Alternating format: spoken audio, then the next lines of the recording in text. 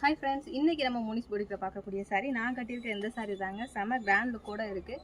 இதோட விலை வந்துட்டு 650 ரூபாங்க. இதில் நிறைய கலர்ஸ் அவைலபிள் இருக்குது, டிசைன்ஸுமே அவைலபிள் இருக்குது. நான் போட்டிருக்க ப்ளவுஸ் வந்து இந்த சாரீ கூட வராதுங்க. நான் என்கிட்ட இருக்கிற ப்ளவுஸ் வச்சு மேட்ச் பண்ணியிருக்கேன்.